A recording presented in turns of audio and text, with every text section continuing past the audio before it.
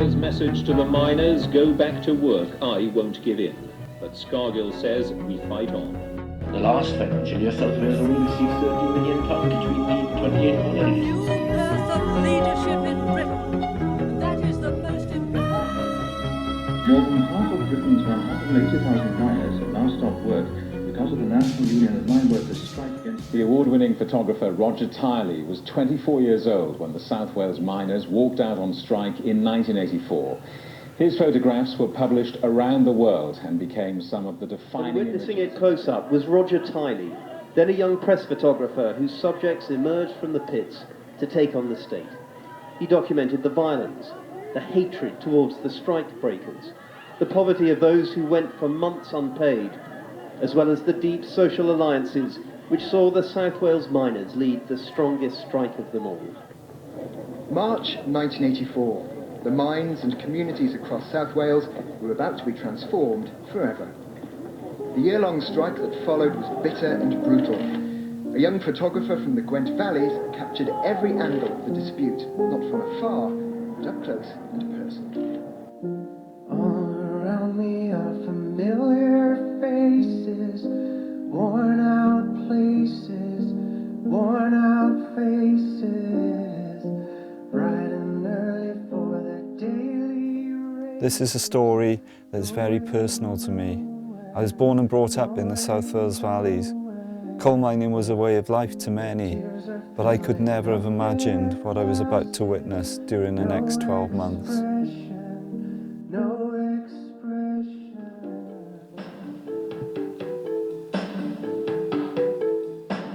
In 1984, the South Wales miners joined a national strike in support of the National Union of Mine Workers' fight against pit closures.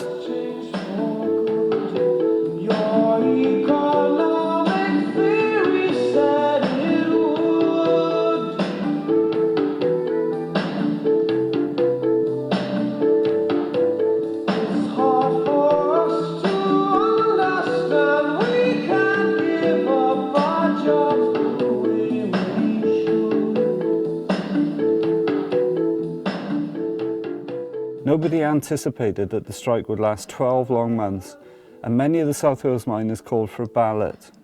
The vote never materialised, and a small minority of Welsh miners eventually decided to return to work, being branded as scabs. To this day, scabs are blacklisted, with their former workmates refusing to speak to them. In communities that are warm and friendly, a scab will never be forgotten and remembered only as a traitor.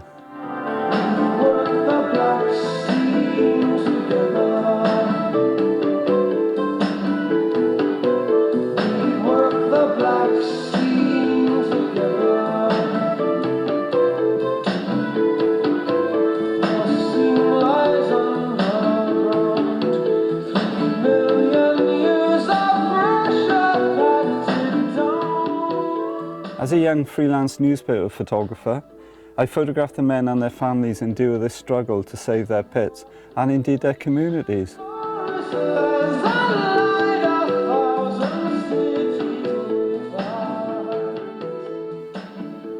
I have fond memories of the time and was always made welcome by the striking miners and their families. They were facing a struggle which was monumental and one that I had read about regarding their predecessors. It was like delving back in time as the miners fought for their existence, and I recorded the battles on the picket line, the care at the soup kitchens, and the dedication and support to the miners' cause, far away from the South Wales coalfield. We'll never be defeated! The miners, united, will never be defeated!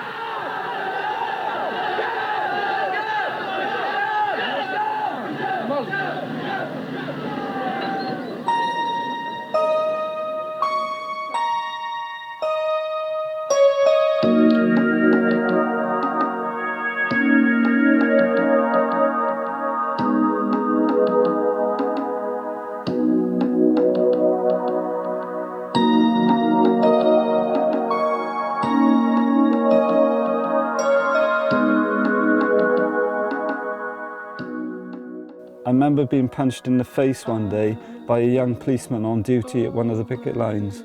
He, like many, was drafted into South Wales from the London Metropolitan Police. I was photographing the picket line. I retaliated, punching him back. He fell to the ground and I ran, being chased by 6 of his colleagues. They had truncheons drawn, shouting, "Get him." I ran about half a mile and dived into a bush. I lay silent as they ran past. They were closely followed by some pickets who could see the police would beat me up. They would not allow that to happen. The Coal Board chairman, Mr. Ian McGregor, has warned the miners that a long strike will only serve to speed up the pit closure programme. I remember an industrialist telling me, our job is to discover what the customer will buy and to produce it. Just hold my hand and we could make it. Police used to blockade the roads leading to the pits to stop flying pickets. I used to walk over the mountains during the early hours of the morning to reach some of the picket lines. In dark, wet and cold conditions, my hands were numb as I reached the picket line. Pressing the shutter release on my camera became an arduous task.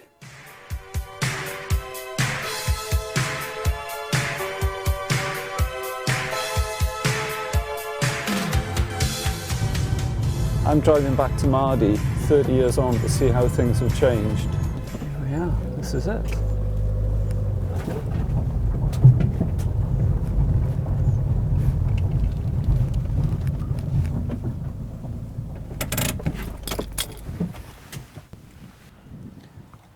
I'm overlooking the village of Mardy, and it's a March day. It's cold, it's misty and it's raining.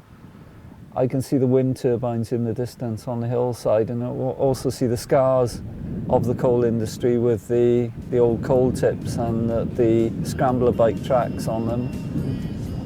And you can see the old colliery site of the last pit in the Rhondda Valley, which is now derelict and has been since they demolished it.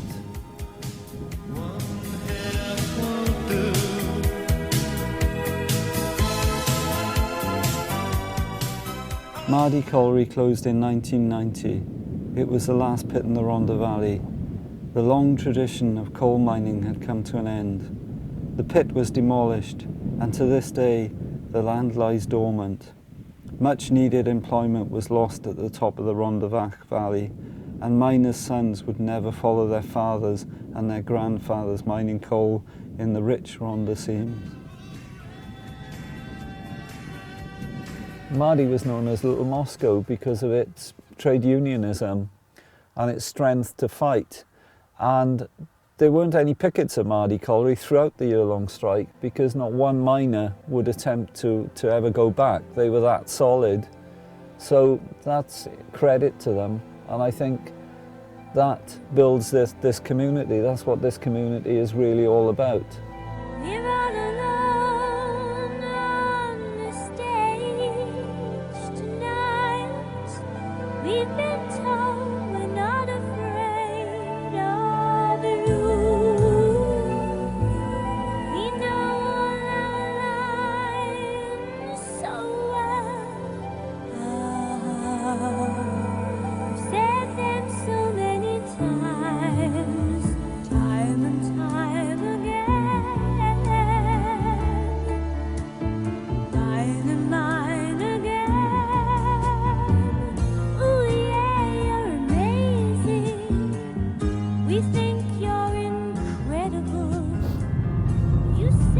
As we drop down now into the village, you can see the terraced houses and you can see where the Miners' Institute used to be, and it's like scars that have just been left. On the right hand side here is when the Mardy Miners' Institute used to be. And it's just waste ground now. It's quite sad. But the terraced house is still here.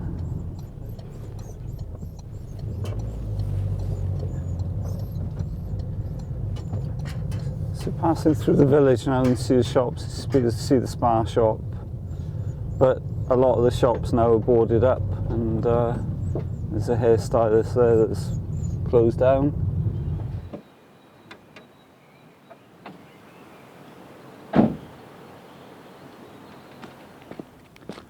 So I've just walked from the village, and it's about a quarter of a mile up to the old colliery site, And I remember before the strike, I took photographs at this pit, and you see the sign, it was blue and yellow, it was an NCB sign, and it said Mardy Colliery, South Wales area.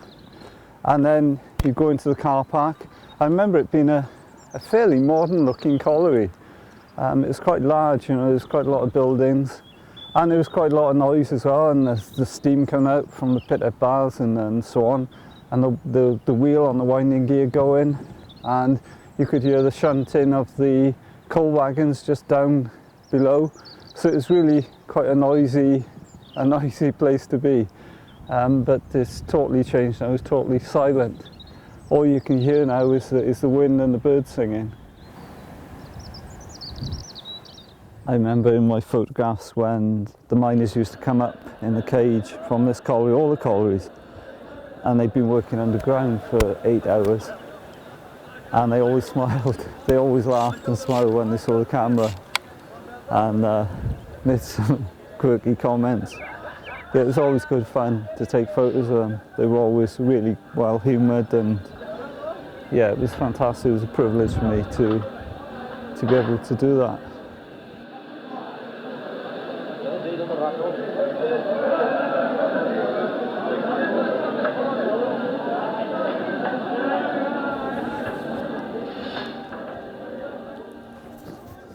So this is where the canteen used to be.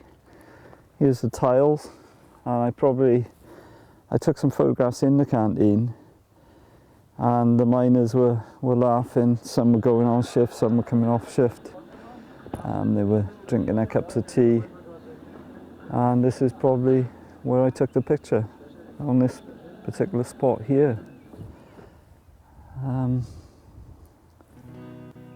Yes, that was over 30 years ago, but it's gone so quick. But oh, it's awful sad to see. It really is sad to see.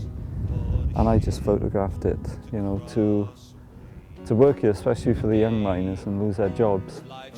It must have been soul destroying.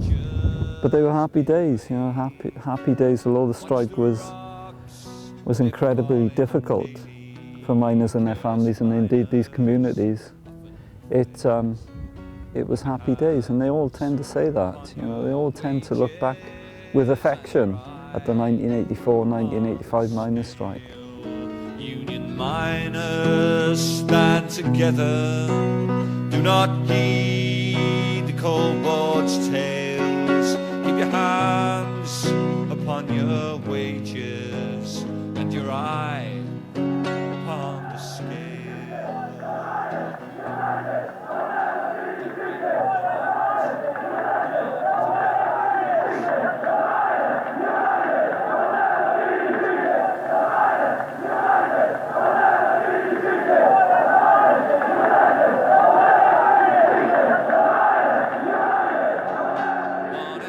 In my opinion, the miners won. They held their heads up high and left a legacy to fight in what they believed in.